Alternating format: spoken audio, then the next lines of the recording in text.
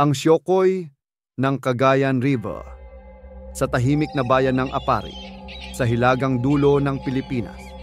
Dumadaloy ang pinakamahabang ilog sa bansa, ang Cagayan River.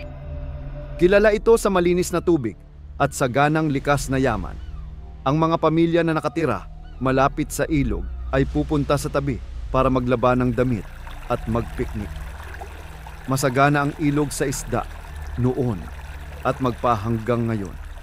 Ngunit may isang alamat na matagal nang bumabalot sa ilog na ito.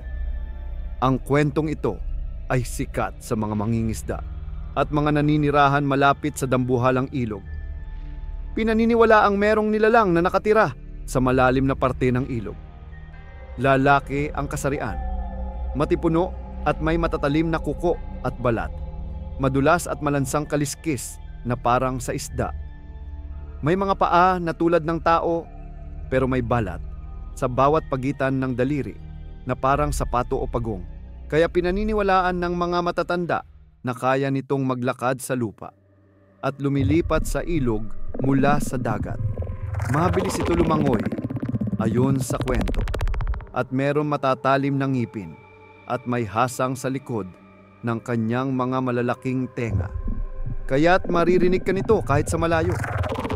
Pinaniniwalaang mayroon itong kakahayang gumawa ng puyo ng tubig o whirlpool na madalas makita ng mga pumapalaot na mga mangingisda. Ang puyo ay isang sinyal na mayroong Siyokoy na nagmamasid sa kanila sa kailaliman ng tubig. Maraming naitalang mga kwento ng mga tao tungkol dito at nakikita ito minsan ng mga mangingisda sa ilog at meron ding kwento na nakikita nila ito kapag sila ay pumapalaot sa dagat sa gabi. Naniniwala ang mga tao sa kwento ng mga matatanda na ang Siyokoy ay pumupunta sa ilog dahil nasa ilog ang kanyang asawa na walang iba kundi ang sirena.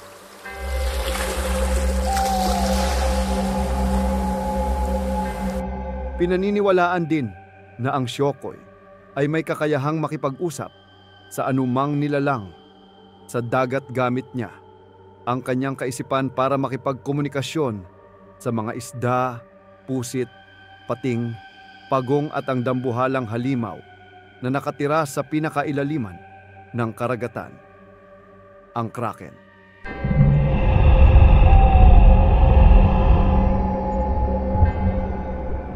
Ang mangingisda at ang Siyokoy. Noong unang panahon, may isang mangingisda na nagngangalang si Lando. Kilala siya sa buong bayan bilang masipag at matapang.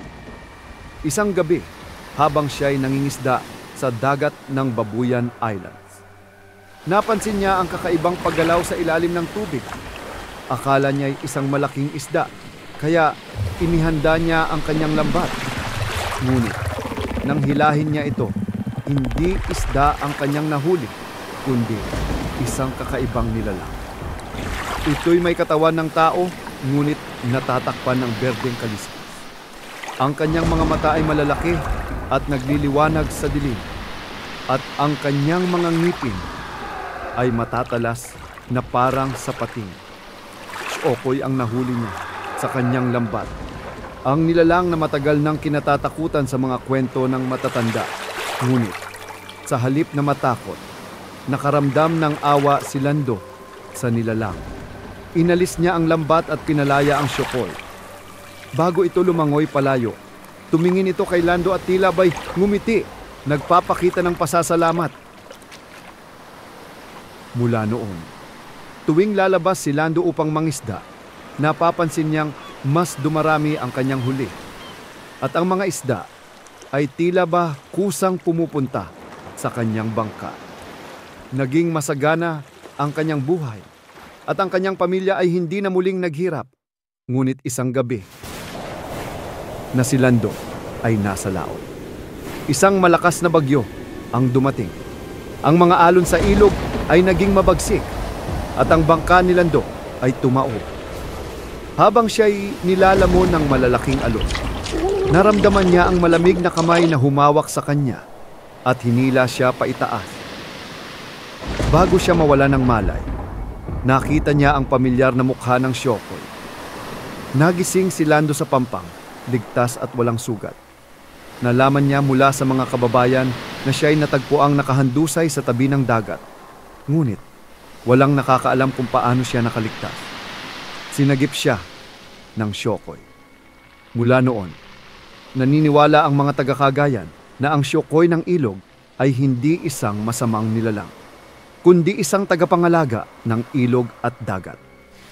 Ipinapaalala ng kanilang kwento na ang kabutihan ay laging may gantimpala at ang kalikasan ay may sariling paraan ng pagbabalik ng utang na loob.